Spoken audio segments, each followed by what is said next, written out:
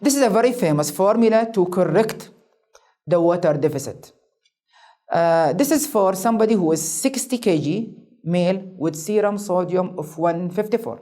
So the calculation of the water deficit is the total body water multiplied by the current sodium divided by the desired sodium minus 1.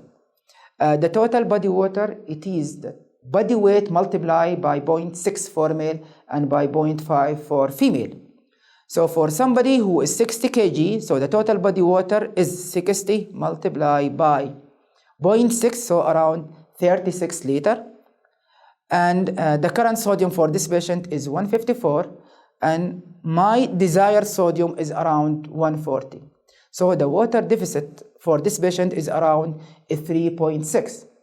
So when I encounter this patient, so I have to give him free water of 3.6. This is as a deficit, and I have to consider the maintenance and replacement of ongoing fluid loss. What about fluid therapy in patients with hepatic encephalopathy? Keep in your mind that most of the patients with hepatic encephalopathy, they are third spacing, they have liver cirrhosis, and they have edema. Avoid hypoglycemia because the storage of glycogen is decreased in this patient and they are more prone to develop hypoglycemia. Avoid hypokalemia and metabolic alkalosis, as again, it can be a result from vomiting and from diuretic use, and by itself it can precipitate hepatic encephalopathy. Avoid hyponatremia because all these patients also, they are third spacing. And avoid hypotonic fluid like D5, as this patient, it can develop cerebral edema, and this may worsen their hepatic encephalopathy. So 20% dextrose is preferred. This is for calorie and should be, in small amount. And you have to provide adequate sodium-rich fluid to correct the deficit due to vomiting and diuretic, and to provide maintenance need that is around 100 milliequivalent of sodium per day. And keep in your mind if they are hypokalemic to replace their potassium.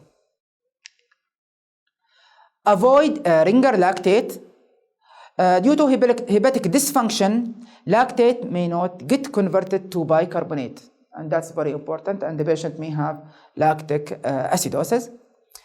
Avoid the isolate in patient with hepatic dysfunction because of the ammonia content, as ammonia can precipitate hepatic encephalopathy. And always assess the volume status of these patients, although it is difficult because of the edema. Edematous cirrhotic patients need fluid and salt restriction most of the time, but if they have intravascular volume depletion, you have to give them some fluid. What about neurosurgical patient and stroke patient? Neurosurgical patient with a brain tumor, patient after head trauma, and patient with acute stroke. Most of these patients, they are at higher risk to develop increased intracranial pressure and cerebral edema. So please avoid the use of hypotonic solution to these patients, as it may push them into cerebral edema and brain herniation and maybe death. Thank you. And by this, I will end my talk about fluid management in hospitalized patients. Thank you.